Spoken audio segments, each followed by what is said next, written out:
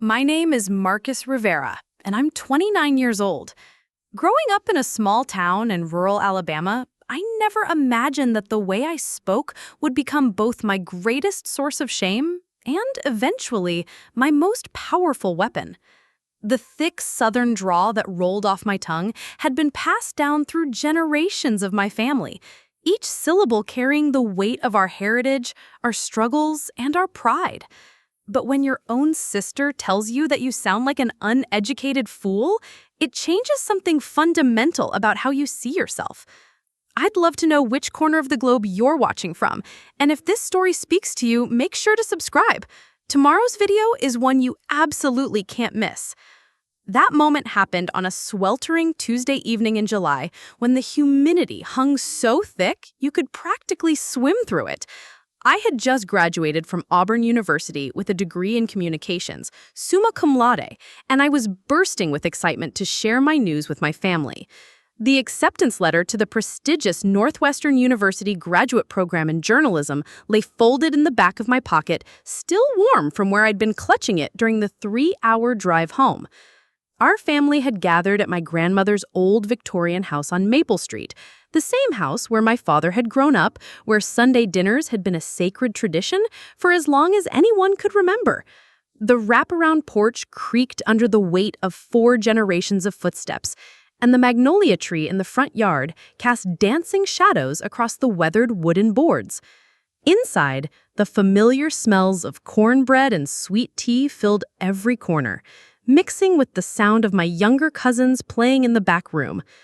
My sister Rebecca sat at the kitchen table, her laptop open in front of her, video chatting with her college friends from Boston University.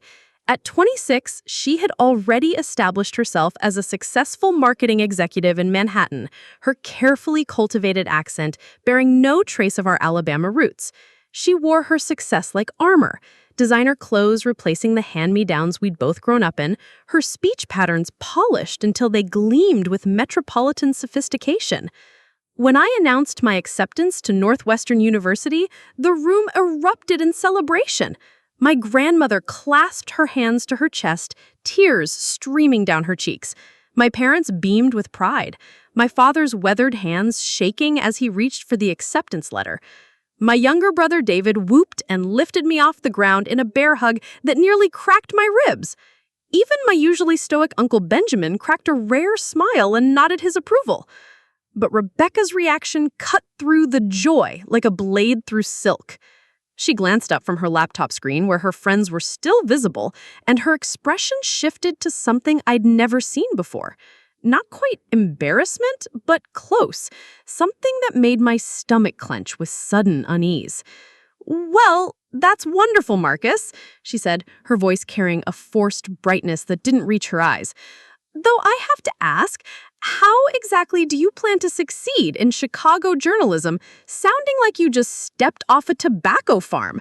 Those professors and news directors aren't going to take you seriously when every word sounds like it's swimming in molasses." The silence that followed was deafening. Even the old grandfather clock in the hallway seemed to pause mid-tick. My grandmother's face went pale, my mother's smile froze in place, and my father's jaw tightened in the way it did when he was fighting the urge to say something he'd later regret. Rebecca continued, oblivious to, or perhaps ignoring, the shift in the room's energy. "I mean, seriously, Marcus, I had to completely retrain my speech when I moved to New York. Do you know how many opportunities I would have missed if I'd kept talking like I was ordering grits at a roadside diner? Your accent is charming here, but in the real world, it's a liability." Her words hit me like a physical blow. This wasn't just criticism, it was rejection of everything I was, everything our family was. The accent she was mocking carried the voices of our grandfather, who had worked 3 jobs to put our father through school, and our great-grandmother, who had raised 7 children during the Depression with nothing but grit and determination. It carried the wisdom of front porch conversations and the warmth of Sunday morning church services. But at that moment, standing in my grandmother's kitchen with my family's shocked faces surrounding me, all I could feel was shame. The acceptance letter in my pocket suddenly felt heavy, not with promise, but with impossibility. How could I succeed in a world that would judge me before I even opened my mouth? Rebecca, my mother said quietly, her voice carrying a warning that anyone who knew her would recognize. That's enough. I'm just being realistic, Mama, Rebecca replied, closing her laptop with a sharp snap. Marcus is smart, I'm not questioning that. His grades prove it. But intelligence doesn't matter if people can't get past how you sound. I'm trying to help him avoid the mistakes I had to learn the hard way. My brother David stepped forward, his face flushed with anger. There's nothing wrong with how Marcus talks. There's nothing wrong with how any of us talk. Rebecca sighed, gathering her things with the practiced efficiency of someone accustomed to making quick exits. You'll understand when you get out of this time, David, when you realize that success sometimes means leaving certain things behind. After she left, the celebration resumed, but the damage was done. My family tried to carry on as if nothing had happened, but I could see the way they glanced at me when they thought I wasn't looking. My grandmother kept patting my hand and telling me I was perfect just as I was, but her words felt hollow against the echo of Rebecca's criticism. That night, I lay awake in my childhood bedroom, staring at the glow-in-the-dark stars I'd stuck to the ceiling in middle school. The acceptance letter sat on my nightstand, and every time I looked at it, I heard Rebecca's voice asking how I planned to succeed, sounding like I'd just stepped off a tobacco farm. For the first time since receiving the letter, I began to doubt myself. What if she was right? What if my accent would limit my opportunities, mark me as less intelligent or less capable than my peers?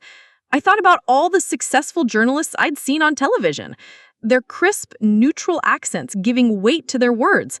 I couldn't think of a single one who sounded like me. I found videos of speech pathologists demonstrating techniques for neutralizing accents, watched actors explain how they'd transformed their voices for roles, read testimonials from professionals who credited accent modification with their career success. Each resource felt like another nail in the coffin of my authentic self. When I returned home, my grandmother was waiting for me on the front porch, a glass of sweet tea in her weathered hands and a look of concern in her eyes that had probably been there since the previous evening. "Sit with me a spell, Marcus," she said, patting the wicker chair beside her. "We need to talk." I settled into the chair, accepting the tea she offered and breathing in the familiar sense of jasmine and honeysuckle that had perfumed every summer evening of my childhood. "Your sister hurt your feelings last night," she said simply. It wasn't a question. I nodded, unable to trust my voice not to crack if I tried to speak. "Rebecca's forgotten something important," my grandmother continued. "She's forgotten that your voice carries our story. Every word you speak connects you to your great-great-grandfather who came to this country with nothing but hope and determination. It connects you to your great-grandmother who taught school in a one-room schoolhouse for 40 years. It connects you to your grandfather who built half of the houses in this town with his own hands." "But what if she's right, Grandma? What if my accent holds me back?" My grandmother was quiet for a long moment, watching a cardinal build its nest in the oak tree at the edge of the yard. When she finally spoke, her voice carried the kind of certainty that only comes with 8 decades of living. "Child, there's a difference between adapting to succeed and erasing yourself to fit in. Your voice is part of your strength, not your weakness. The question isn't whether you should change it. The question is whether you'll find a way to make it an asset instead of letting others convince you it's a liability." Her words stayed with me as I prepared for graduate school, as I packed my belongings and said goodbye to the red clay roads and Spanish moss of home. But despite her wisdom, Rebecca's criticism had planted seeds of doubt that grew stronger with each passing day. The drive to Northwestern took me through 6 states and a dozen different accents. In Tennessee, I heard echoes of my own speech patterns. In Kentucky, the drawl softened into something melodic. By the time I reached Illinois, the voices around me had transformed into the crisp, efficient tones I'd heard in movies and television shows. Chicago overwhelmed me from the moment I arrived. The skyline stretched endlessly upward, glass and steel monuments to ambition and achievement. The people moved with a purposefulness I'd never experienced. Their conversations, rapid-fire exchanges of ideas and information, and their accents, or lack thereof, seemed to announce their credibility with every syllable. My first day of classes confirmed my worst fears. As I introduced myself to my cohort of 15 graduate students, I watched their faces change when I spoke. Some tried to hide their reactions, but I caught the subtle exchanges of glances, the barely concealed smiles, the way they seemed to reassess my intelligence the moment they heard my voice. Professor Catherine Walsh, a former CNN correspondent with 30 years of experience, led our foundational journalism ethics course. She was the kind of woman who commanded respect simply by walking into a room. Her silver hair pulled back in a perfect chignon, her voice carrying the authority of someone who had reported from war zones and interviewed world leaders. In journalism, she said during that first lecture, credibility is everything. Your audience has to trust you before they'll listen to you. They have to believe you're intelligent, informed, and objective. Everything about your presentation, from your appearance to your voice, contributes to that perception. I sank lower in my seat, acutely aware of how my voice must sound to her, to my classmates, to the professors who would determine my future in this field. After class, I approached Professor Walsh's desk, my heart hammering against my ribs. Professor Walsh, I was wondering if you could recommend any resources for, well, voice coaching. A lot of love and effort went into bringing this story to life. If you're enjoying it, we'd be so grateful if you'd subscribe to our channel. Now, back to where we left off. She looked up from her papers, studying my face with the same intensity she'd probably once used to evaluate breaking news stories. Are you asking about voice coaching for clarity, projection, or modification? She asked. I felt heat creep up my neck. Modification, ma'am. I'm concerned that my accent might affect my credibility as a journalist. Professor Walsh set down her pen and leaned back in her chair. Mr. Rivera, isn't it? Yes, ma'am. Where are you from, Mr. Rivera? Alabama, ma'am. Small town called Millbrook. She nodded slowly. And you think your Alabama accent makes you less credible as a journalist? I think it might make people assume I'm less intelligent, I admitted, the words tasting bitter in my mouth. Professor Walsh was quiet for a moment, and I wondered if I'd made a terrible mistake by revealing my insecurities to her. Mr. Rivera, she said finally, I've been in this business for 3 decades. I've worked with journalists from every background imaginable. Some of the most powerful stories I've ever encountered were told by reporters who brought their authentic selves to their work, including their voices, their perspectives, and yes, their accents. She paused, studying my face again. However, if you're determined to modify your speech, I can recommend several excellent coaches in the city. But before you make that decision, I want you to consider something. Your voice tells a story. The question is whether you want to tell that story or erase it. That evening, I sat in my cramped studio apartment, surrounded by unpacked boxes and the echoing silence of a city that felt nothing like home.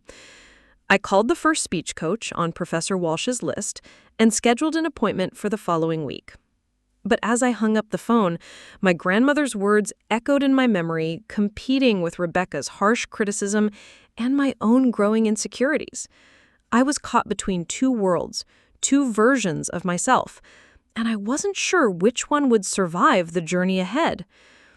Dr. Helena Kistler's office occupied the 20th floor of a gleaming downtown Chicago high-rise, with floor-to-ceiling windows offering panoramic views of Lake Michigan.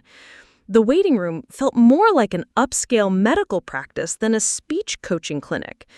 With its minimalist furniture, abstract artwork, and soft classical music playing from hidden speakers. everything about the space whispered expensive professionalism. When Dr. Kessler emerged to greet me, she embodied the same polished aesthetic as her office. Tall and elegant with perfectly styled blonde hair and an accent that sounded vaguely European but could have been carefully constructed to sound sophisticated. She extended a manicured hand and smiled with practiced warmth. "Marcus Rivera," she said, pronouncing my name with crisp precision. "Please, come in. Professor Walsh spoke very highly of your potential."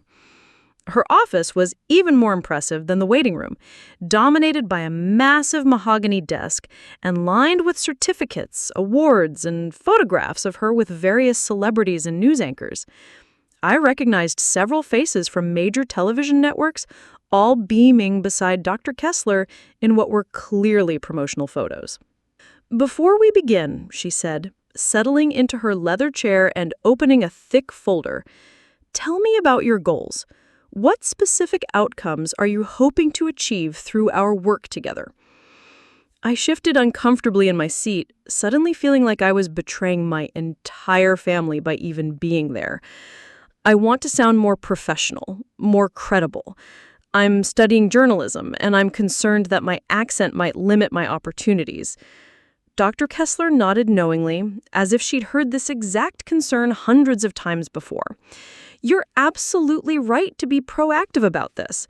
Regional accents, particularly Southern ones, can indeed create barriers in broadcast journalism and corporate communications. The good news is that accent modification is entirely achievable with proper technique and dedication." She pulled out a recording device and placed it on the desk between us. "I'd like to establish a baseline by recording you reading this passage. It's designed to highlight the specific phonetic patterns we'll need to address." The passage contained words I recognized as deliberately chosen to emphasize my accent. Words with long vowels, dropped consonants, and the distinctive rhythm that marked me as unmistakably Southern. As I read, I could hear my own voice as if for the first time, noticing inflections and pronunciations I'd never been conscious of before.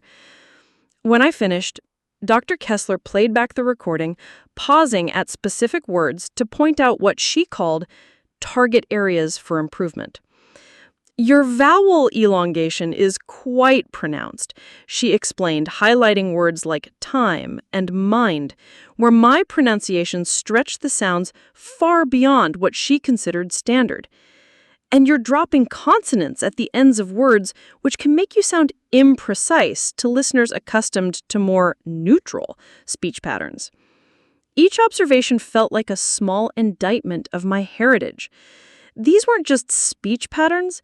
They were echoes of my grandmother's voice, my father's storytelling cadence, the rhythm of Sunday sermons and front porch conversations that had shaped my entire worldview. The transformation process typically takes 6 to 12 months of intensive work, Dr. Kessler continued, outlining a program that would cost more than my entire first semester's living expenses. "We'll meet twice weekly, and you'll need to practice the exercises for at least an hour daily. The key is consistency and commitment to embracing your new vocal identity." New vocal identity.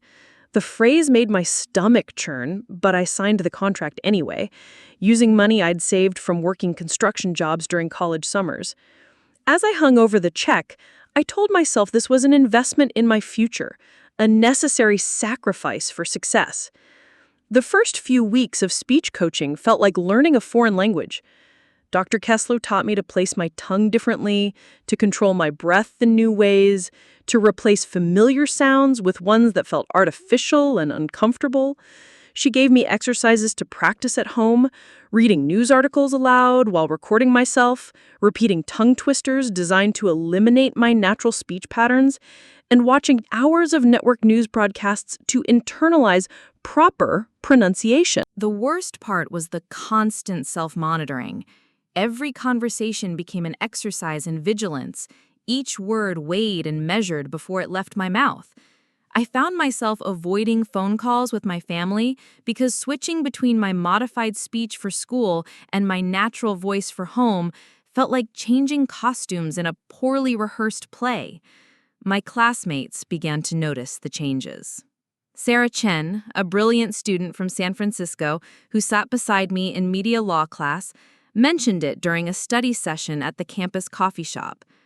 "Your accent seems to be fading," she observed, looking up from her constitutional law textbook. "Are you working with a speech coach?" I nodded, feeling heat creep up my neck. "Just trying to sound more professional." Sarah frowned. "But your accent was part of what made you interesting. It gave your perspective weight, like you'd actually lived in the places you might report on. Now you're starting to sound like everyone else." Her comment stayed with me for days. Was distinctive really better than professional? Could I succeed in journalism by standing out rather than blending in? The questions multiplied faster than I could answer them. Meanwhile, my performance in classes became increasingly inconsistent. In Professor Walsh's ethics course, I excelled at written assignments, but struggled during oral presentations. My focus split between content and vocal delivery. When she assigned us to conduct practice interviews with local community leaders, I found myself so concerned with pronunciation that I missed crucial follow-up questions. "Mr. Riviera," Professor Walsh said after I'd fumbled through an interview with a Southside community organizer, "your technical skills are excellent, but you seem distracted during verbal interactions. Is everything all right?" I wanted to tell her about the speech coaching, about the constant internal battle between authenticity and ambition, but instead I just nodded and promised to focus better. The real test came during our first major assignment, a 5-minute news package about local issues affecting Chicago's immigrant communities. I chose to investigate the challenges facing Latino families in Pilsen, a neighborhood that reminded me of the tight-knit community I'd left behind in Alabama. As I interviewed Rosa Martinez, a single mother working 2 jobs to support her 3 children, I found myself slipping back into my natural speech patterns. She spoke with an accent that marked her as someone who'd learned English as a second language, and something about her struggle resonated with my own feelings of linguistic displacement. "You sound like home," she said in the middle of our conversation, switching briefly to Spanish before returning to English. "Not like the other reporters who come here. They sound like they're reading from a script." Her words hit me harder than any of Dr. Kessler's corrections ever had. Here was someone who trusted me because of my voice, not despite it. Someone who opened up to me precisely because I didn't sound like every other journalist she'd encountered. When I returned to campus to edit the package, I faced an impossible choice. I could use my modified voice for the narration, maintaining the professional sound Dr. Kessler had been training me to perfect, or I could use my natural voice, the one that earned Rosa Martinez's trust and encouraged her to share her story. I spent hours in the editing suite recording the narration multiple ways, listening to each version until the words lost all meaning. The modified version sounded polished and network-ready, but somehow hollow. The natural version carried emotion and authenticity, but also all my insecurities about being taken seriously. Professor Walsh had scheduled individual meetings to review our packages before the class screening. When my turn came, I still hadn't decided which version to submit. "Mr. Rivera," she said, settling into her chair and opening her laptop, "let's see what you've put together." I played the version with my natural voice, my hands trembling slightly as I watched her face for reactions. The story was strong. Rose's struggles came through clearly, the visuals were compelling, and the interviews revealed important issues that mainstream media often overlooked. When it finished, Professor Walsh was quiet for a long moment. "This is excellent work," she said finally. "The storytelling is compelling, the interviews feel authentic, and your narration has genuine emotional resonance. You found your voice. Literally and figuratively." I felt a surge of pride mixed with confusion. "But do you think it sounds professional enough for broadcast?" Professor Walsh turned in her chair to face me directly. Mr. Rivera, what makes you think professionalism requires erasing your identity? Some of the most respected journalists in this business succeeded precisely because they brought unique perspectives and authentic voices to their work. She pulled up a video on her computer of Jorge Ramos, the Univision anchor whose slight accent had never prevented him from becoming one of the most influential journalists in America. Authenticity creates connection, she continued. Your natural voice doesn't make you less professional. It makes you more human, more relatable, more trustworthy to the communities you'll serve as a journalist. That evening, I canceled my next appointment with Dr. Kessler. The decision felt both liberating and terrifying, like stepping off a cliff while hoping I'd grown wings during the fall. When I called my grandmother to tell her about my news package and Professor Walsh's response, I could hear the smile in her voice. "I told you, child," she said, her familiar accent wrapping around me like a warm embrace. "Your voice carries our story. Don't let anyone convince you to throw that away." But even as I began to reclaim my natural speech patterns, I knew the real challenge lay ahead. The journalism world beyond Northwestern's protective walls might not be as accepting as Professor Walsh. The industry I was preparing to enter had its own rules, expectations, and biases that wouldn't disappear just because I'd decided to embrace my authentic voice. The question wasn't whether I'd keep my accent. That decision was made. The question was whether I could find a place in broadcast journalism where my authentic voice would be seen as an asset rather than a liability, and whether I had the courage to keep speaking my truth even when the world tried to convince me to sound like someone else. I explained that I could provide $3,000 immediately to help with the most pressing medical bills, structured as a loan with flexible repayment terms.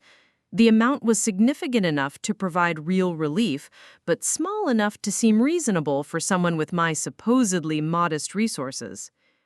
"I don't want you sacrificing your financial security for my problems," Sandra said, though her resistance was weakening. "It's not a sacrifice," I lied smoothly. "It's money I was going to invest anyway. This way, it helps someone I care about while still providing a return when you're able to pay it back." The phrase, "someone I care about," felt strange in my mouth.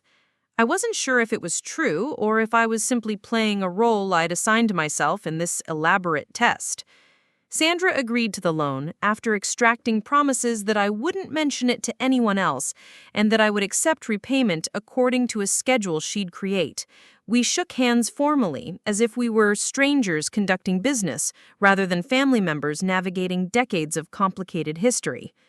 I wrote the check that evening, using an account I'd opened specifically for this purpose, one that contained exactly the amount I'd claimed to have available.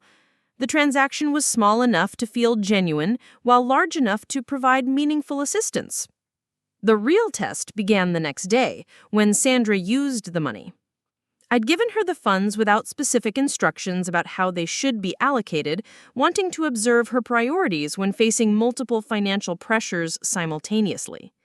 Through casual conversation over the weekend, I learned that Sandra had immediately paid the most overdue medical bills, ensuring her continued access to prescription medications and doctor's visits. She'd also bought groceries for the first time in weeks without calculating every purchase against her available balance. The remaining money went toward rent, preventing the late fees that had been accumulating for 2 months. Her choices impressed me, despite my complicated feelings about our relationship.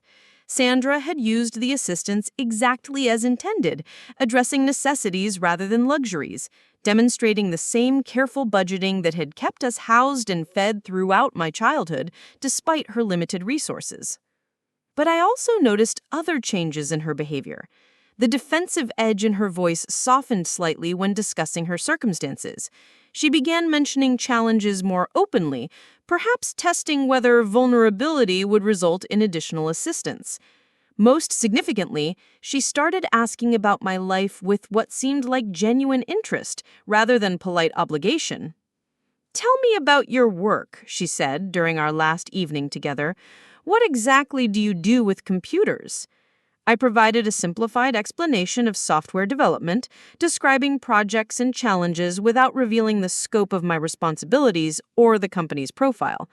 Sandra listened with attention that surprised me, asking follow-up questions that demonstrated she was actually processing the information rather than simply making conversation. "You were always good with technical things even as a kid. You could figure out electronics that confounded me completely." The comment was perhaps the first compliment Sandra had ever given me, and it carried weight precisely because it was so unexpected. For a moment, I glimpsed what our relationship might have been like if circumstances had been different, if financial stress hadn't dominated every interaction between us. As I prepared to return to Chicago, Sandra walked me to my car with uncharacteristic reluctance to see me leave. "Thank you," she said simply, "for the loan, but also for coming here. It's been good to talk." I drove back to Chicago with mixed emotions swirling through my mind.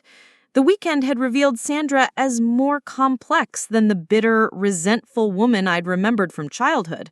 Financial pressure had clearly shaped her personality, but underneath the defensive mechanisms was someone capable of gratitude, growth, and even affection. The success of my small intervention raised new questions about how far I was willing to take this experiment. Sandra's debt remained largely intact, her employment situation unstable, her health concerns ongoing. I had the resources to solve every problem immediately, but I was learning valuable information about both of us through this gradual approach. Most importantly, I was discovering that helping Sandra felt better than I'd expected. The satisfaction wasn't just about proving my worth or testing her character. There was genuine pleasure in watching someone I cared about, and I was beginning to acknowledge that I did care about her, experience relief from circumstances that had been crushing her slowly. Over the following weeks, Sandra and I maintained contact through text messages and occasional phone calls. Our communication was still careful, still formal, but it had warmth that had been absent for years. She updated me on her job search progress and medical appointments, while I shared carefully edited stories about my work and life in Chicago. The transformation in our relationship was gradual but unmistakable. Sandra began seeking my advice about practical matters, treating me as an adult whose opinions had value rather than a child whose presence was an inconvenience. I found myself looking forward to her calls, curious about her daily experiences in ways I'd never been before. But underneath this growing connection was the knowledge that our relationship was built on deception. Sandra believed she was interacting with a son who had achieved modest success and was making genuine sacrifices to help her. I was actually someone with resources that dwarfed her problems, manipulating circumstances to observe her character while maintaining emotional distance through lies. 2 months after my visit to Detroit, Sandra called me with news that changed everything. Her voice carried an excitement I hadn't heard since childhood, back when small victories still felt like possibility in our cramped apartment. "Marcus, I got it," she said before I could even finish saying hello. "The job at Mercy General Hospital, full-time, benefits, everything.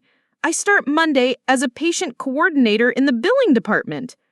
The irony wasn't lost on me that Sandra had found employment helping other people navigate the same medical billing maze that had been drowning her financially. But her enthusiasm was infectious, and I found myself genuinely happy for her success. "That's incredible," I said, meaning it.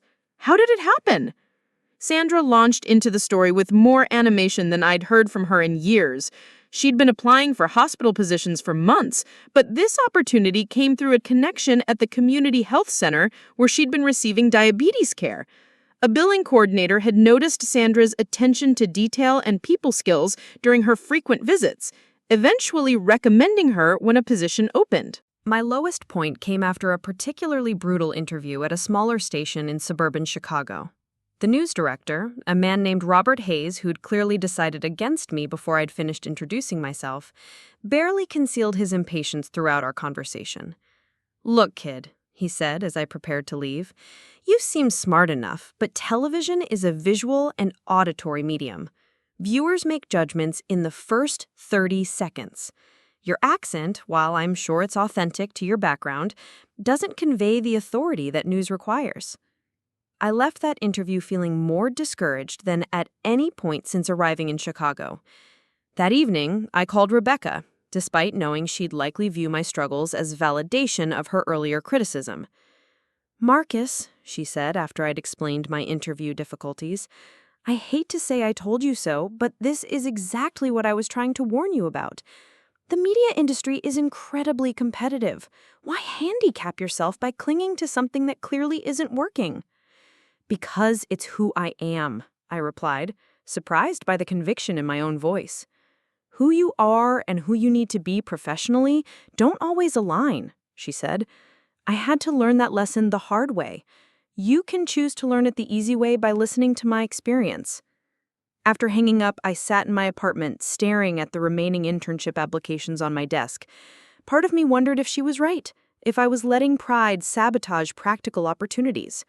The easier path would be to return to Dr. Kessler, complete the accent modification process, and reapply with a more acceptable voice. Instead, I decided to try a different approach.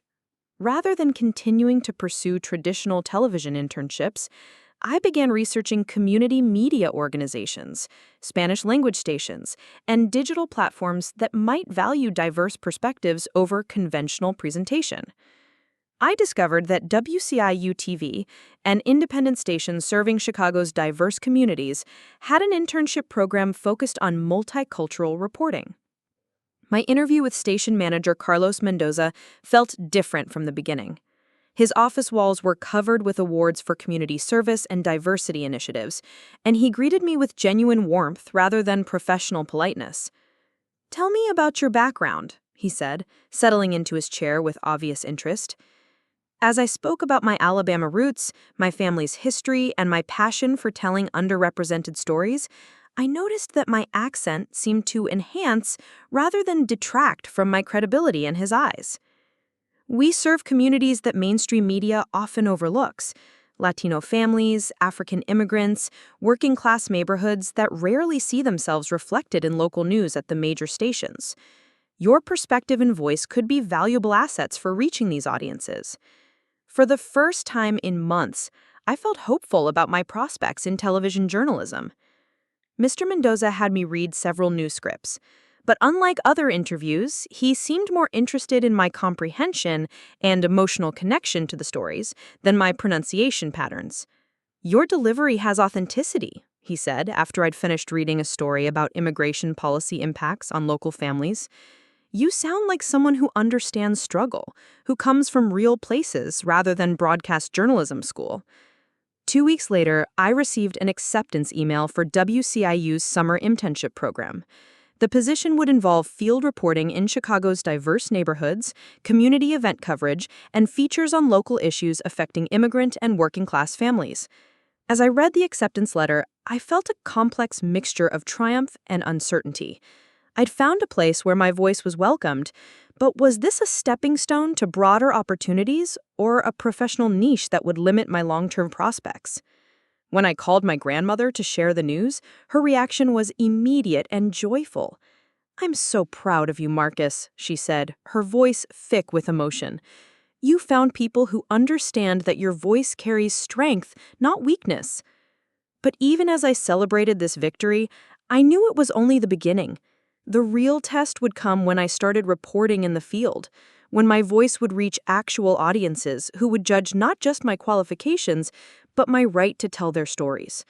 The internship would either prove that authentic voices could succeed in television journalism, or confirm that I'd chosen a path with inherent limitations. Either way, I was committed to finding out. My first day at WCIU-TV began at 5:30 a.m. in a newsroom that buzzed with the controlled chaos of morning show preparation. The station occupied a converted warehouse in an industrial area west of downtown, its modest facilities a stark contrast to the glimmering towers of the major network affiliates I'd visited during my failed interview rounds. But what the building lacked in luxury, it made up for in energy and purpose. Field reporter Angela Martinez became my mentor and guide into the world of community journalism. A veteran of 15 years in Chicago media, she'd built her reputation covering stories that mainstream outlets often ignored: immigration raids, housing discrimination, labor disputes, and community organizing efforts that rarely made it onto evening broadcasts at the major stations. The secret to this job isn't sounding like everyone else, she told me as we loaded equipment into the station van for my first assignment. It's earning trust from people who have every reason not to trust reporters. Our destination was Pilsen, the same neighborhood where I'd conducted interviews for Professor Walsh's class. But this time, we were covering a story about residents fighting the closure of their local elementary school, a facility that had served the community for over 60 years. As we set up our equipment outside Benito Juarez Elementary, I watched Angela interact with community members who'd gathered for our interviews. She spoke to them in both English and Spanish, switching languages fluently as needed, but more importantly, she spoke to them as equals rather than subjects. "Your turn," she said, handing me the microphone. "Remember, these aren't just sources for your story. They're neighbors whose lives will be affected by whatever happens here." My first interview was Maria Santos, a grandmother who had attended the school as a child and now watched her granddaughter walk through the same hallways. As I introduced myself and explained our coverage, I noticed something remarkable happening. Instead of the polite distance I had experienced in academic interview settings, Maria began opening up almost immediately. "You sound like someone who understands what it means to fight for your community," she said in accented English, her weathered hands gesturing toward the school building. "These politicians, they come here with their fancy words and promises, but they don't sound like us. They don't know what it's like to worry about where your child will go to school." Her words resonated deeply. My accent, which had been treated as a liability in network interviews, was being recognized as a sign of authenticity and shared experience. The story we produced that day exceeded anything I'd created in journalism school. The interviews were raw and emotional. The community members spoke with honesty that came from feeling genuinely heard. And my narration carried a passion that connected the technical aspects of school board politics to the human reality of families facing displacement. When the package aired that evening, the station received more viewer response than they'd had for any education story in recent memory. Community members called to thank us for covering their struggle, and several offered tips about related issues affecting other neighborhoods. "This is what happens when people see themselves reflected in the media," Angela explained, as we reviewed the viewer feedback. They realize that journalism can be a tool for their communities, not just something that happens to them. My confidence grew with each assignment. We covered a labor dispute at a meatpacking plant where workers appreciated that I understood the economic pressures of working-class families. We reported on a community garden project where residents trusted me with their stories about food insecurity and neighborhood development. We investigated housing code violations in Bridgeport, where my southern accent seemed to bridge cultural gaps with residents who'd also experienced regional discrimination. But the assignment that truly changed my perspective came 6 weeks into my internship. Angela assigned me to cover a town hall meeting in Little Village, where residents were demanding better city services and accountability from their aldermen. The meeting was conducted primarily in Spanish, with translation provided for English speakers. As I set up my equipment, I overheard 2 elderly women discussing my presence. "Another reporter," one said in Spanish, clearly assuming I wouldn't understand. "They come, they film, they leave. Nothing changes." Her companion nodded in agreement. "They never sound like they care about what happens to us." I approached them carefully, introducing myself in my limited but sincere Spanish before switching to English. "I understand your skepticism about reporters," I said. "I'm here because I believe your voices deserve to be heard accurately and respectfully." Something in my tone, perhaps the recognition of being an outsider who'd also faced discrimination, seemed to resonate with them. They began sharing their experiences with city services, their frustrations with previous media coverage, and their hopes for genuine change in their neighborhood. The story that emerged from that town hall meeting was unlike anything I'd produced before. Instead of focusing solely on the political drama, I wove together the personal stories of residents who'd been fighting for basic services for years. My accent, which carried undertones of rural struggle and working-class perseverance, seemed to give weight to their concerns rather than undermining my credibility. Carlos Mendoza called me into his office after the story aired. I expected routine feedback, but his expression suggested something more significant. "Marcus, I've been watching your work over the past few weeks. You're developing something special here, a connection with communities that most reporters never achieve." He paused, studying my face carefully. "I'm recommending you for a permanent position when you graduate. We're expanding our community reporting unit, and I think you could lead some important initiatives." The offer was everything I'd hoped for when I started the internship, but it also raised complicated questions about my long-term career trajectory. Would accepting a position focused on community reporting limit my opportunities at larger stations? Was I being channeled into a niche because of my accent? Or was I discovering my genuine calling as a journalist? That evening, I called Rebecca to share the news about the job offer. Her response was predictably mixed. "That's wonderful, Marcus."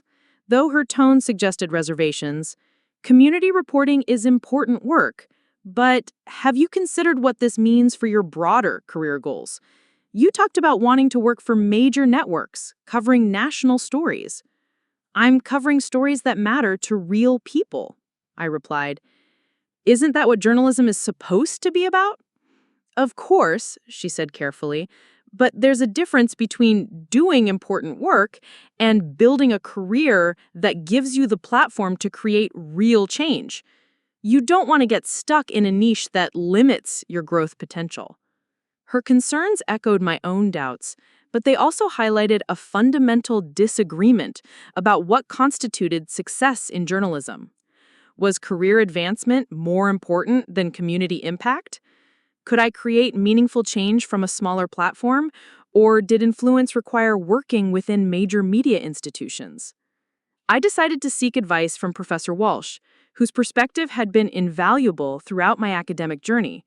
Her office hours always felt like sanctuary from the competitive pressures of graduate school, and I trusted her to provide honest guidance about my professional choices.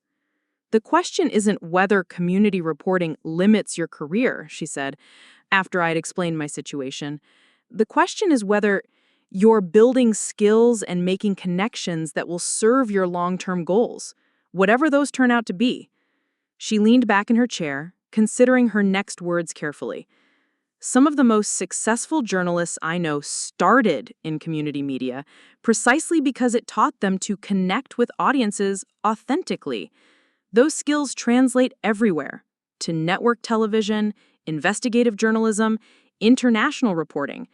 The question is whether you're learning and growing, not whether you're checking conventional career boxes." Her words provided clarity I hadn't expected. Success wasn't about following a predetermined path. It was about developing the skills and perspective that would allow me to tell important stories effectively, regardless of the platform. The following week brought an assignment that would test everything I'd learned about authentic journalism. A federal immigration raid at a local factory had separated families and created fear throughout the Latino community. Angela assigned me to cover the story because of the trust I'd built with community members over the previous months. The assignment required careful navigation of sensitive issues, languages I didn't speak fluently, and legal complexities I was still learning to understand. But it also demanded the kind of authentic connection that had become my strength as a reporter. As I interviewed affected families, many of whom were afraid to speak publicly, I realized that my accent had become an asset in ways I'd never anticipated. It marked me as someone who understood what it meant to be different, to be judged based on superficial characteristics, to fight for respect and recognition. "You don't sound like the government," one mother told me through tears as she described her husband's detention. "You sound like someone who knows what it's like to be treated like you don't belong." The The story we produced won regional awards and was picked up by national news networks for broader distribution. More importantly, it helped connect affected families with legal resources and community support organizations. Watching my report air on CNN and being interviewed by national reporters about my coverage felt surreal. Here I was, the same person who'd been rejected by major Chicago stations for not sounding professional enough, being recognized by national media for the authenticity of my reporting. The irony wasn't lost on me, but it also confirms something Professor Walsh had tried to teach me from the beginning. Authentic voices don't just survive in journalism.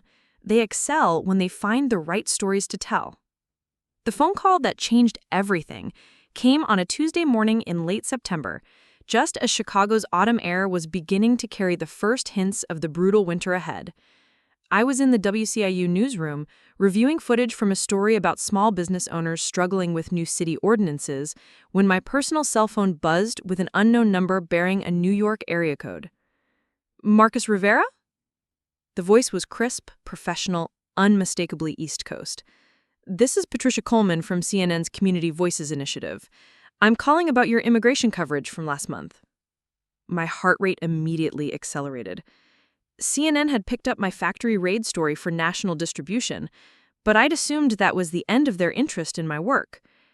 We've been following your reporting at WCIU, Patricia continued, and we're impressed by your ability to gain access to communities that typically don't trust mainstream media. Your authentic approach is exactly what we're looking for in a new correspondent position. She explained that CNN was launching an expanded community reporting program, seeking journalists who could tell stories from perspectives that network television traditionally missed. The position would involve traveling to underserved communities across the country, reporting on issues that affected working-class families, immigrant populations, and rural areas that felt disconnected from national political discourse. We need someone who doesn't sound like they stepped out of journalism school yesterday, Patricia said with a slight laugh. Someone who understands what it means to fight for respect and recognition. Your voice carries authenticity that can't be taught or manufactured. The irony was overwhelming. The same accent that had cost me internship opportunities in Chicago was now being courted by the most prestigious news network in the country. After months of being told my voice was a liability, I was being recruited specifically because of the credibility it provided. I'd like to fly you to New York next week for a formal interview. We're moving quickly in this position, and your name is at the top of our list. After hanging up, I sat staring at my phone in disbelief. Carlos Mendoza, who'd been listening from his nearby office, approached with a knowing smile. Good news travels fast in this business, he said. CNN's been asking around about you for weeks. I may have put in a good word or two. The revelation that he'd been advocating for me behind the scenes was both touching and overwhelming. Carlos had invested time and resources in developing my skills, and now he was supporting my opportunity to move beyond WCIU, even though it meant losing a valuable team member. This is what we hoped would happen, he explained, settling into the chair beside my desk. We develop talent here, prove that different voices can succeed in journalism, and then watch those voices reach bigger platforms where they can create even more impact. The flight to New York felt like crossing into another dimension. I'd visited the city briefly during college, but arriving as a potential CNN correspondent carried entirely different weight. The network's headquarters in Hudson Yards loomed like a monument to media power, its gleaming facade reflecting the ambitions of countless journalists who'd passed through its doors. Patricia Coleman met me in the lobby, and I was immediately struck by how different she seemed from the television executives I'd encountered in Chicago. Instead of the polished distance I'd expected, she radiated genuine enthusiasm for storytelling and authentic connection with audiences. Before we go upstairs, she said as we waited for the elevator, I want you to understand something. We're not trying to change you or modify your approach. We're interested in you precisely because you've proven that authentic voices can break through barriers that traditional journalism can't. The interview process spanned an entire day, including meetings with senior producers, on-camera tests, and discussions about story development and community access. Unlike my previous television interviews, these conversations focused on my journalism philosophy rather than my presentation style. Senior producer Michael Roberts, a veteran of 3 decades in network news, conducted the most intensive part of the interview. His walls were covered with Emmy Awards and photographs from major news events spanning multiple decades. "Tell me about a story you've covered that mainstream media missed entirely," he said, settling back in his chair with obvious interest. I described my coverage of a community garden project in Back of the Yards, a neighborhood that rarely appeared in Chicago media except in crime stories. The garden had become a focal point for residents organizing around food access, youth development, and community safety. But the story required months of relationship building before anyone trusted me enough to share their real experiences. "What made them trust you when they wouldn't talk to other reporters?" Michael asked. As I interviewed affected families, many of whom were afraid to speak publicly, I realized that my accent had become an asset in ways I'd never anticipated. It marked me as someone who understood what it meant to be different, to be judged based on superficial characteristics, to fight for respect and recognition. "You don't sound like the government," one mother told me through tears as she described her husband's detention.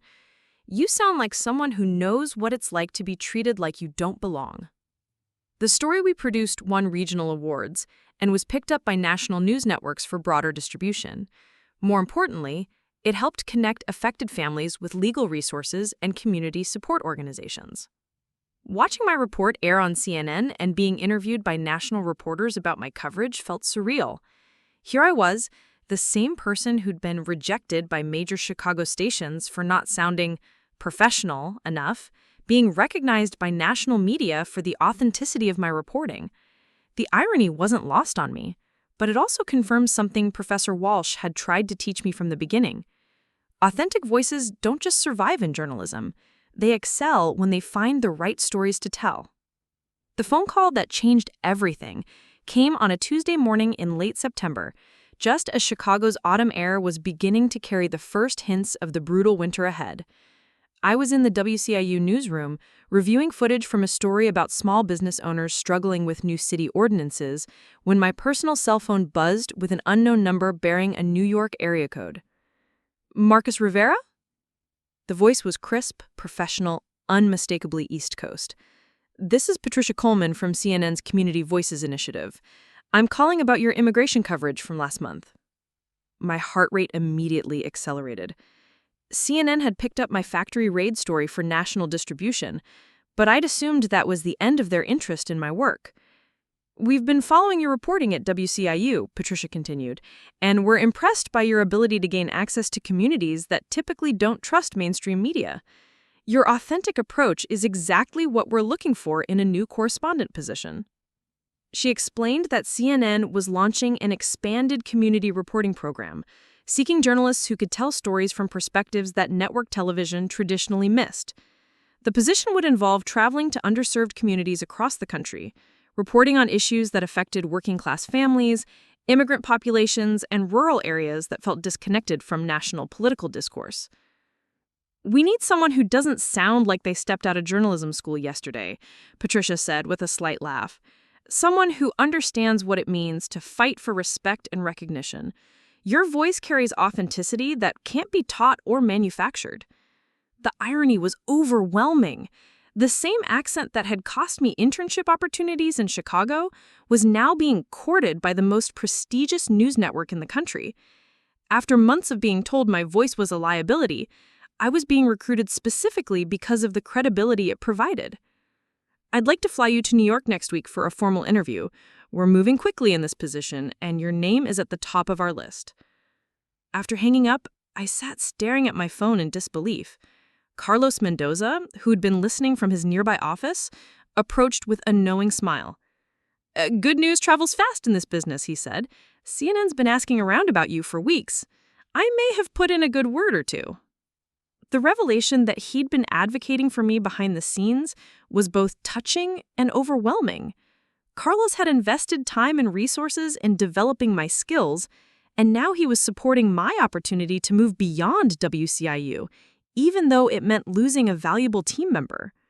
"This is what we hoped would happen," he explained, settling into the chair beside my desk. "We develop talent here, prove that different voices can succeed in journalism, and then watch those voices reach bigger platforms where they can create even more impact.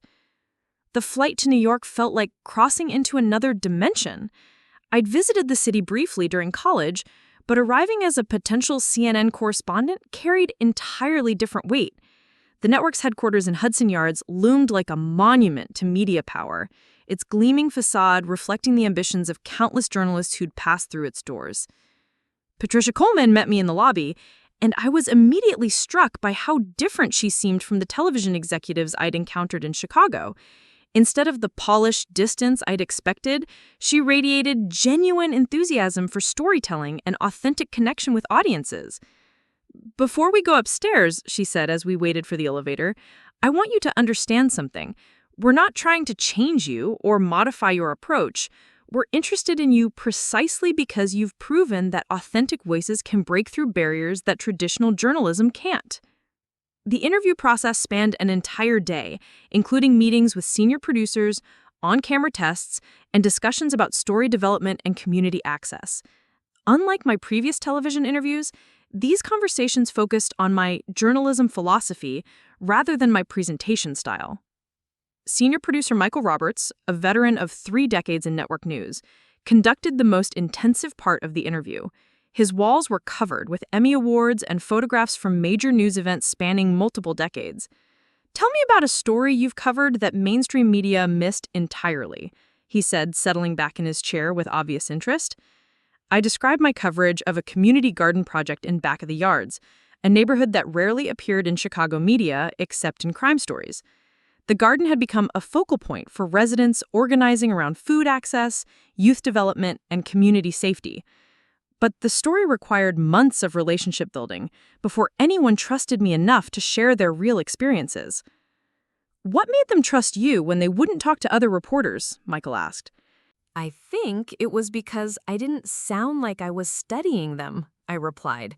My accent marked me as someone who understood what it meant to be underestimated, to fight for recognition.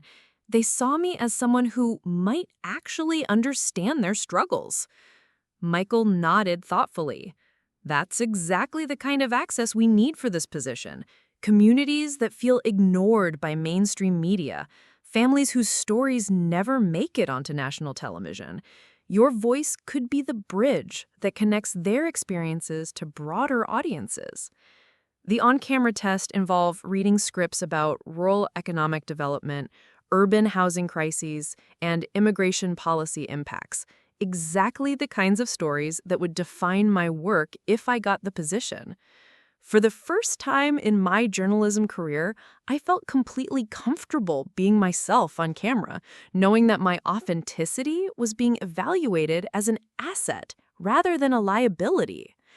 The final interview was with Division Chief Sandra Hughes, whose reputation for developing correspondent talent was legendary within the network. Her corner office offered panoramic views of Manhattan, but her attention remained focused entirely on our conversation. "Marcus," she said after reviewing my portfolio and discussing my reporting philosophy, "I'm going to be direct with you. This position will require you to travel constantly, work irregular hours, and report from communities that don't always welcome outside media attention. But it will also give you a platform to tell stories that can influence national policy discussions." She paused, studying my face for reactions.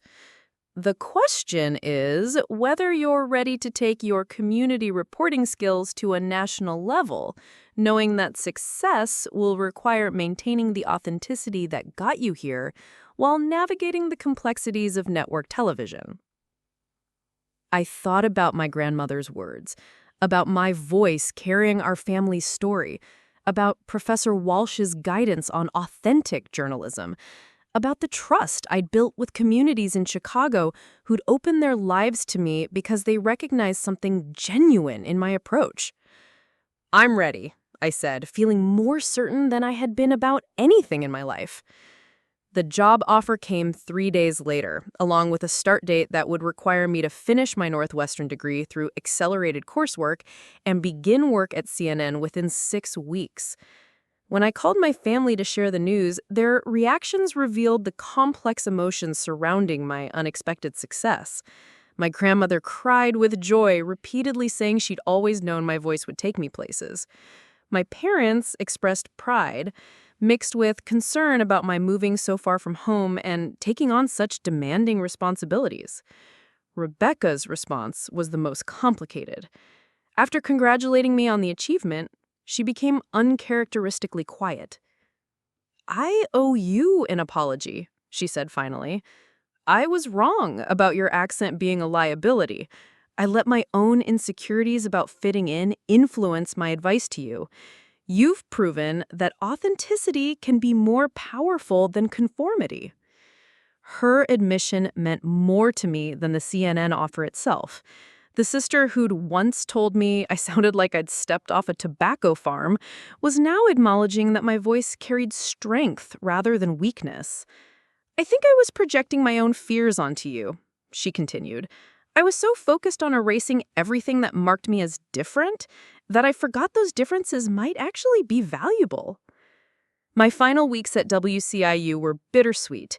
Angela Martinez, who'd mentored my development as a community reporter, helped me plan my transition while ensuring ongoing coverage of the communities I'd been serving.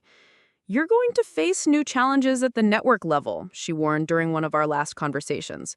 "Larger audiences, higher stakes, and audience expectations that demand both depth and accessibility. But don't let them change what makes you effective. The communities that need these stories told are counting on you to stay authentic."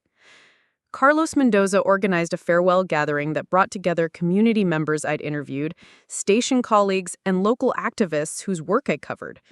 Seeing Maria Santos from the school closure story stand next to Northwestern professors and CNN producers felt surreal, a visual representation of how my journey had connected different worlds. "You didn't just report on our communities," Maria said during her remarks at the gathering. "You became part of them. That's why people trusted you with their stories. Don't lose that connection when you're working for the big network." As I packed my belongings and prepared to leave Chicago, I reflected on how dramatically my perspective had changed since arriving as an insecure graduate student convinced that my accent was a barrier to success. The voice I'd once seen as a limitation had become my greatest professional asset, opening doors I never imagined possible. But I also understood that the real challenge lay ahead. Could I maintain the authentic connections that had made me successful while navigating the expectations and pressures of network television? Would my voice continue to serve as a bridge to underrepresented communities? Or would the demands of network journalism gradually erode the qualities that had gotten me there?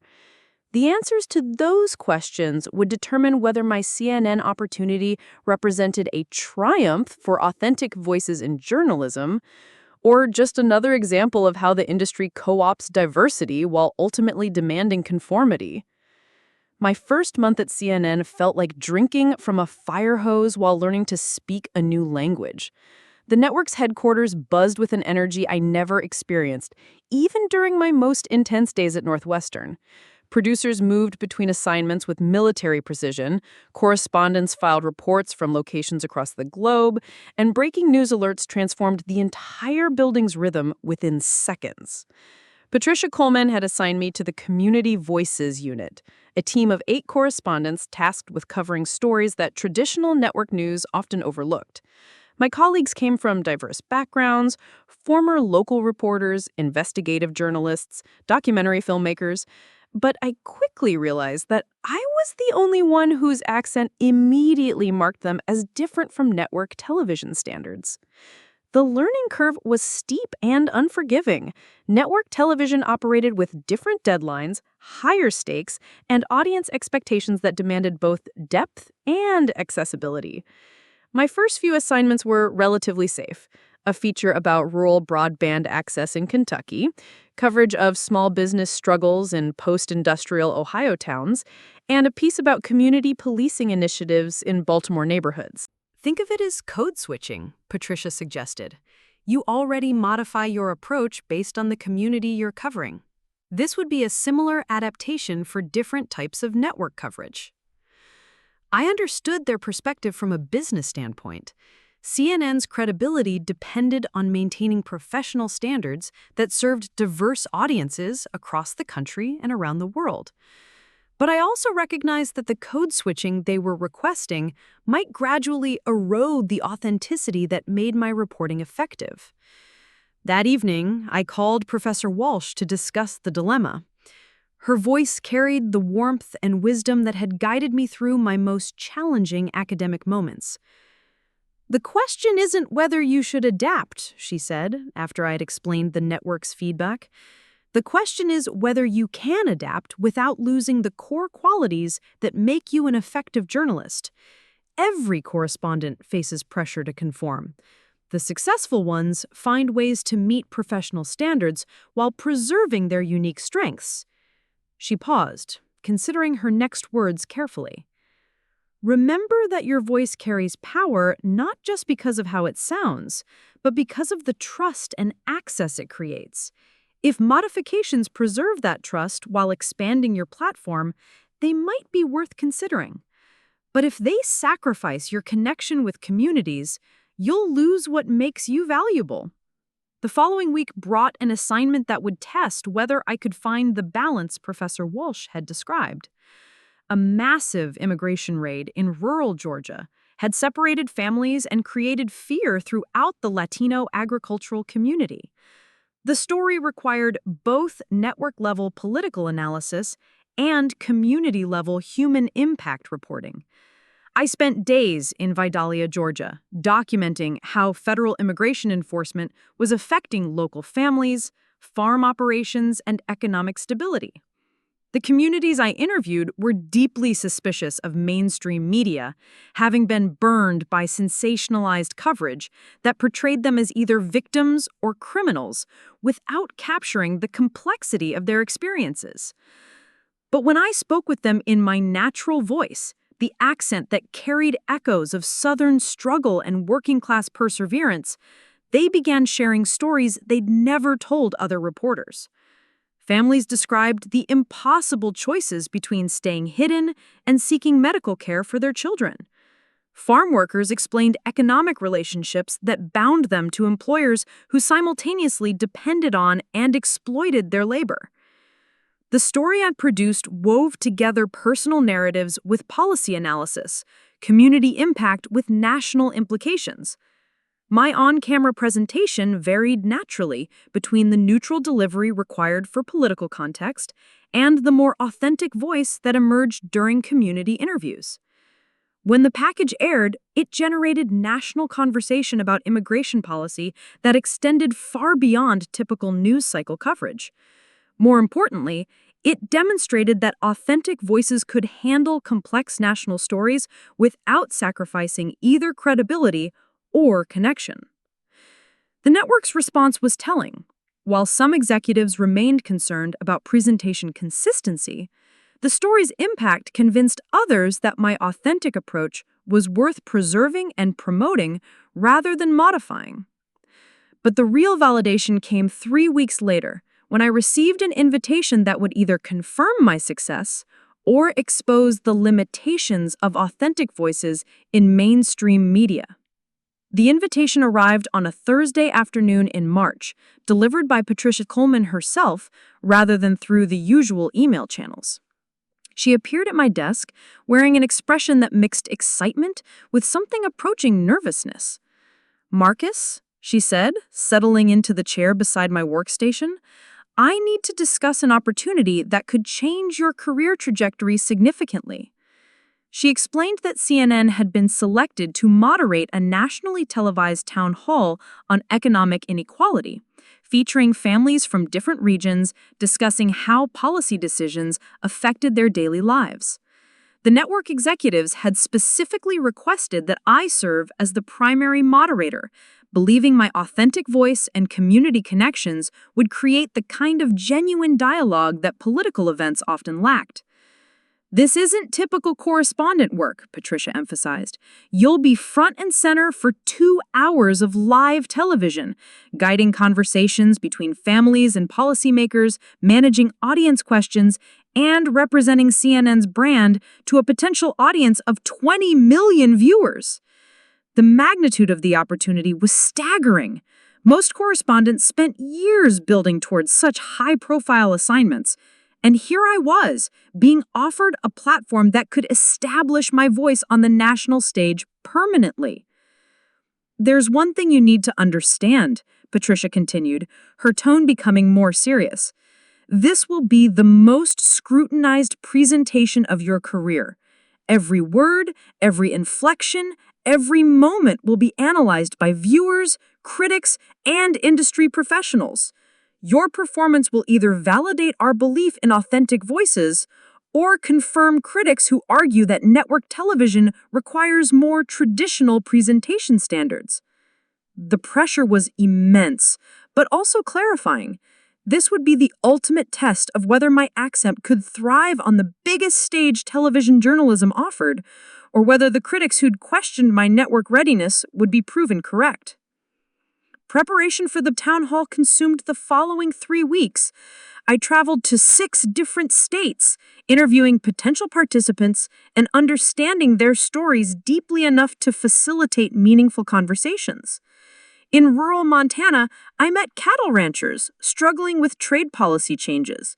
In urban Detroit, I spoke with auto workers navigating industry transitions. In small-town Alabama, not far from my hometown, I interviewed families dealing with factory closures and limited economic opportunities. Each preparatory interview reinforced why CNN had chosen me for this assignment. My accent opened doors and created trust in ways that traditional network approaches couldn't match. Families shared struggles they'd never discussed with the media before, knowing I understood their experiences personally rather than academically.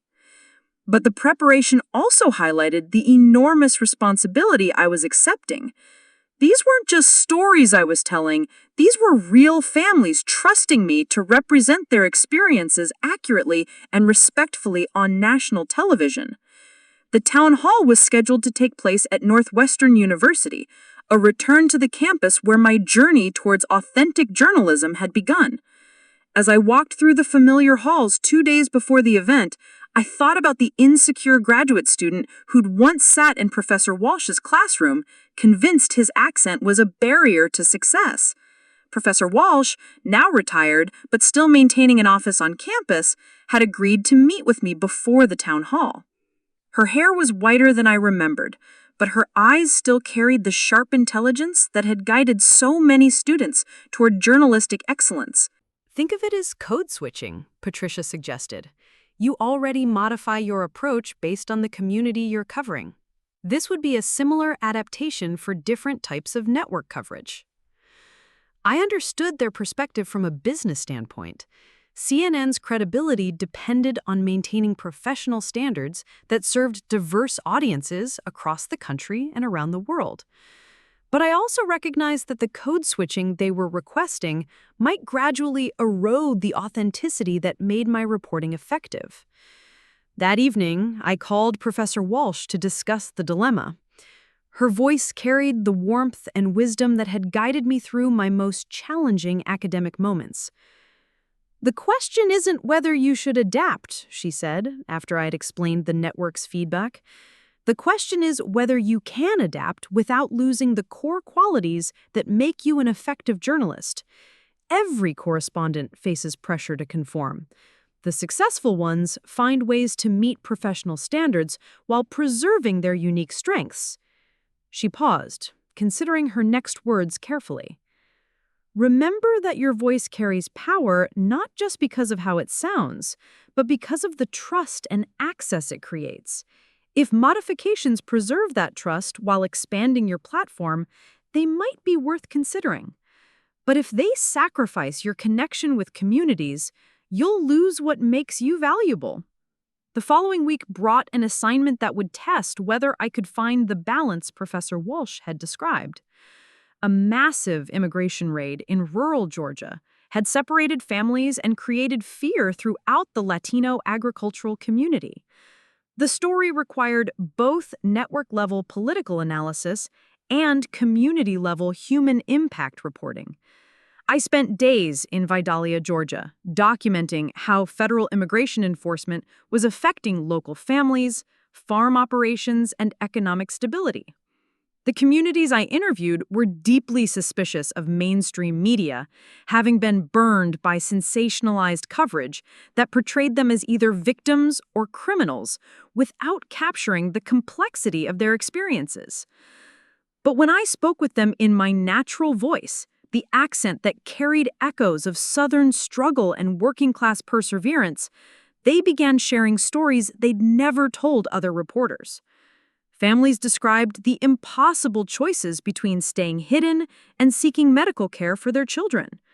Farm workers explained economic relationships that bound them to employers who simultaneously depended on and exploited their labor. The story I'd produced wove together personal narratives with policy analysis, community impact with national implications. My on-camera presentation varied naturally between the neutral delivery required for political context and the more authentic voice that emerged during community interviews.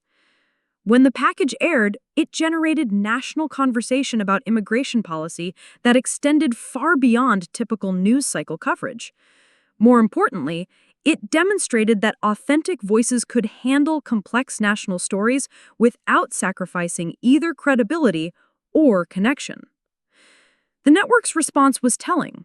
While some executives remained concerned about presentation consistency, the story's impact convinced others that my authentic approach was worth preserving and promoting rather than modifying. But the real validation came 3 weeks later, when I received an invitation that would either confirm my success or expose the limitations of authentic voices in mainstream media.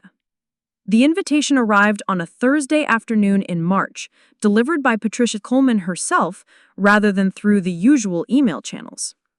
She appeared at my desk wearing an expression that mixed excitement with something approaching nervousness. "Marcus," she said, settling into the chair beside my workstation, "I need to discuss an opportunity that could change your career trajectory significantly." She explained that CNN had been selected to moderate a nationally televised town hall on economic inequality, featuring families from different regions discussing how policy decisions affected their daily lives.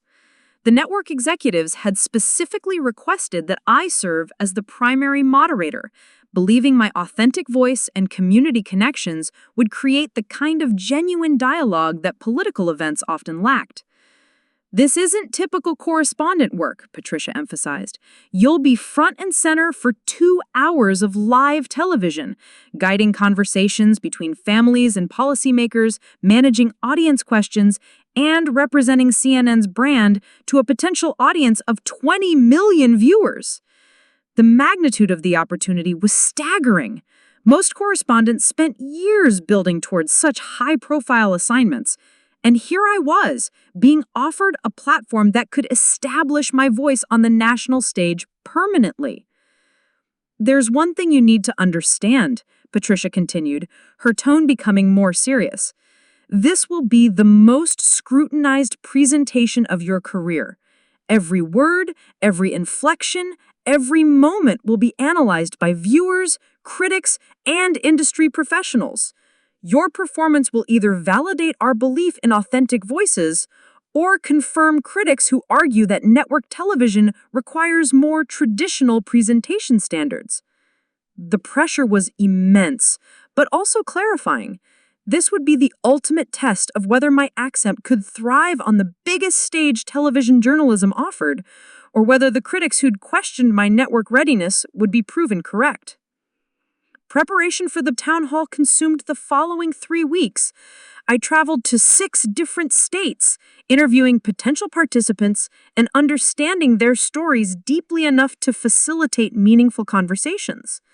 In rural Montana, I met cattle ranchers struggling with trade policy changes. In urban Detroit, I spoke with auto workers navigating industry transitions.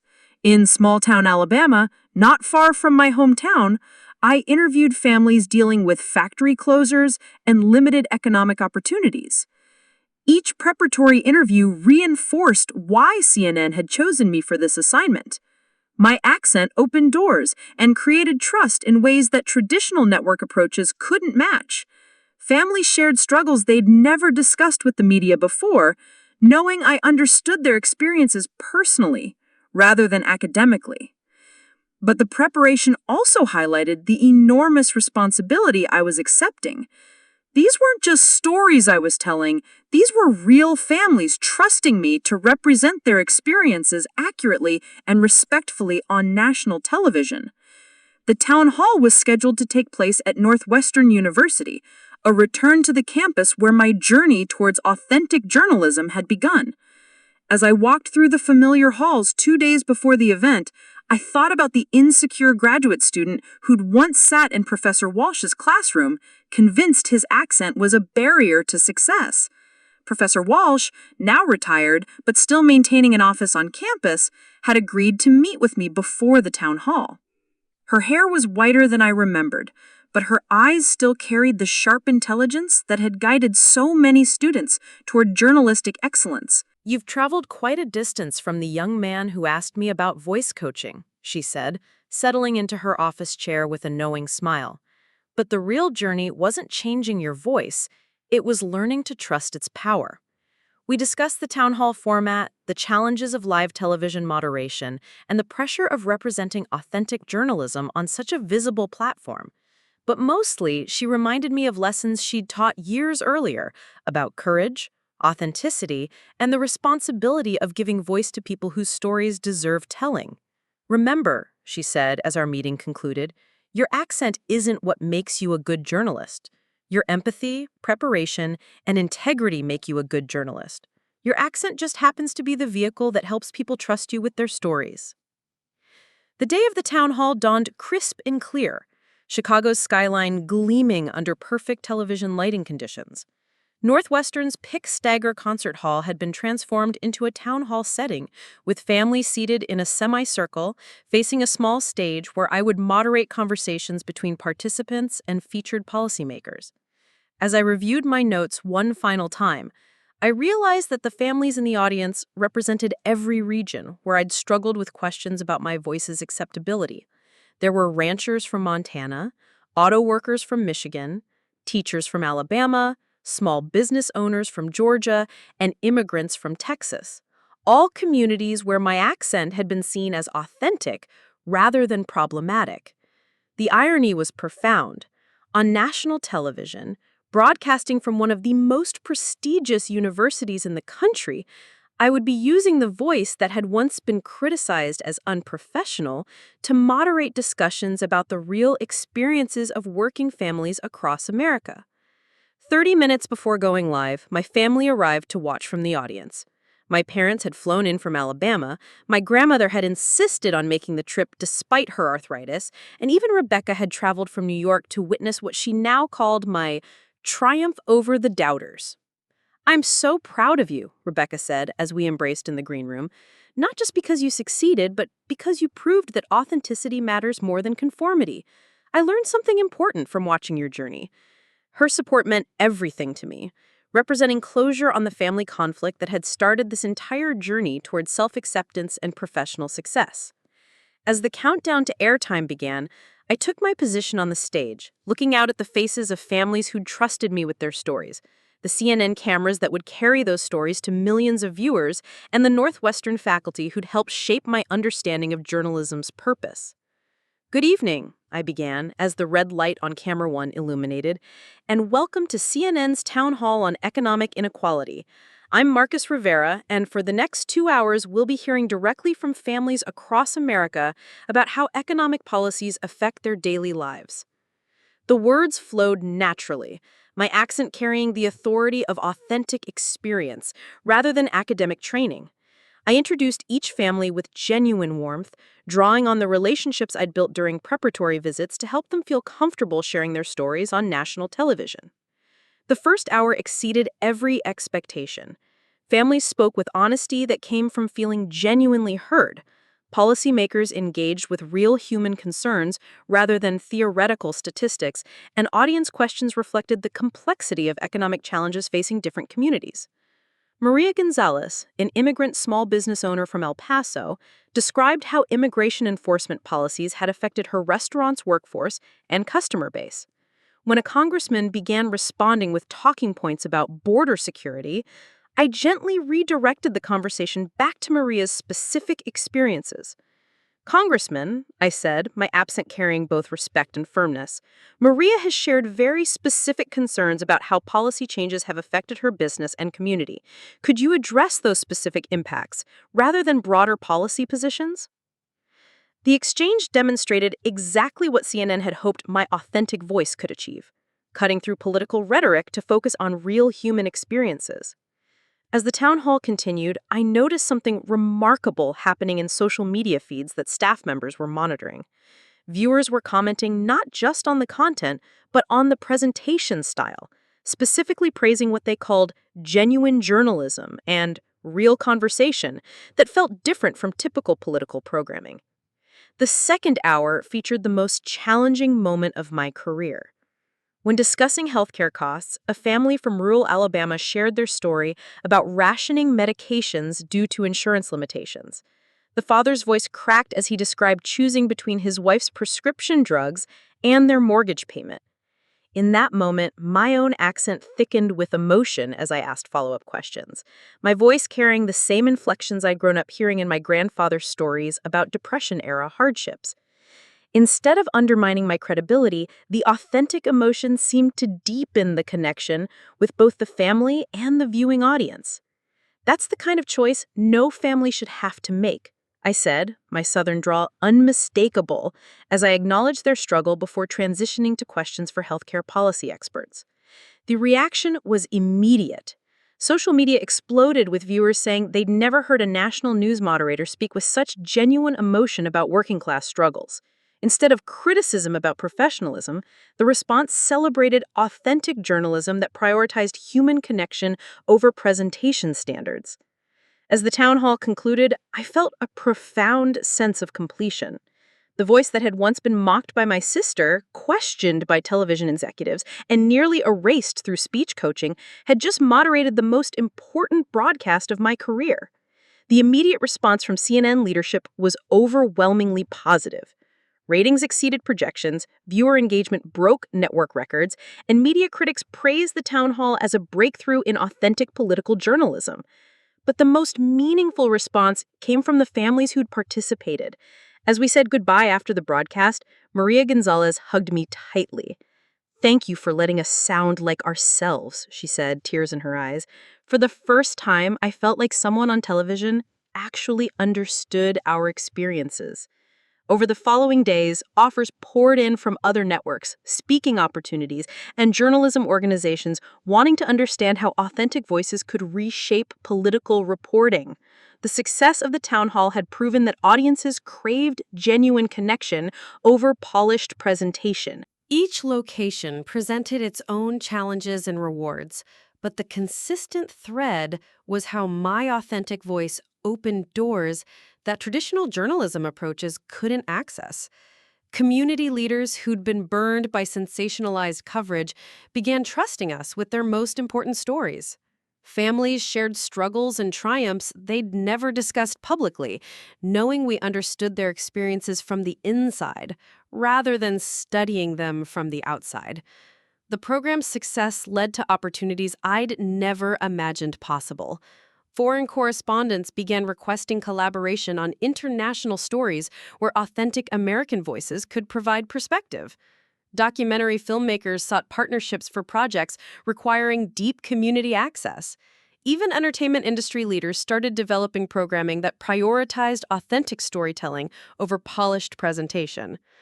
But perhaps the most gratifying recognition came from Professor Walsh, who attended a special screening of our one-year anniversary episode at Northwestern. As the credits rolled, she stood and addressed the packed auditorium. Marcus Rivera represents something crucial that we sometimes forget in journalism education, she said, her voice carrying the authority of 4 decades in the field. Technical skills can be taught, but authenticity cannot be manufactured. What makes great journalists isn't how they sound, it's how they connect, how they listen, and how they honor the trust that communities place in them. 2 years after that painful family dinner where Rebecca had criticized my accent, I found myself hosting a gathering at my Chicago home for journalism colleagues, family members, and community leaders whose stories had shaped my career. The living room buzzed with conversations in multiple languages and accents, a living testament to the power of authentic voices in storytelling. Rebecca, who'd driven down from her latest promotion in New York, raised a glass during the evening's toasts. "I owe everyone here an apology," she said, her voice emotional but strong. "2 years ago, I almost convinced my brother to erase something precious, his authentic voice, because I was afraid it would limit his opportunities. Instead, that voice became his greatest professional asset and changed how an entire industry thinks about representation." She paused, looking directly at me. Marcus didn't just prove me wrong. He proved that the world needs authentic voices more than it needs polished conformity. That's a lesson I'll carry for the rest of my life. As the evening continued, I reflected on how completely my perspective had transformed. The accent I'd once considered a liability had become the foundation of a career that exceeded my wildest ambitions. The voice I'd almost erased through professional coaching had opened doors to communities, stories, and opportunities that traditional journalism approaches never could have accessed. The young man who'd once sat in Dr. Kessler's office, desperate to sound like a generic network correspondent, had discovered that authenticity was far more powerful than conformity. The very qualities that made me different had become the tools that made me effective. Standing on my balcony as the Chicago skyline glittered in the distance, I thought about all the young journalists who might be facing similar choices about their authentic selves. The success of Voices from Home and the broader industry changes it had inspired proved that there was room and demand for voices that reflected America's true diversity. My grandmother's wisdom had proven prophetic. Voices really were like fingerprints, each serving its own unique purpose. Mine had found its purpose in bridging communities that felt unheard with national audiences that needed to hear them. In a media landscape increasingly hungry for genuine connection, that bridge had become more valuable than any traditional credential or professional polish ever could be. The sister who'd once questioned whether I could succeed with my accent now sent congratulatory texts after every broadcast, proudly sharing my work with colleagues who represented the very professional establishment that had once seemed insurmountable. The voice she had tried to silence had found its platform, transformed an industry, and proven that authenticity would always triumph over artificial perfection. Most importantly, it had shown that the stories America most needed to hear could only be told by voices America was finally ready to embrace. Looking for more? We've got 2 amazing stories ready for you right on screen. If this one touched you, these are absolutely worth your time. Click to watch them now. And hey, subscribe and hit that bell to never miss our latest uploads.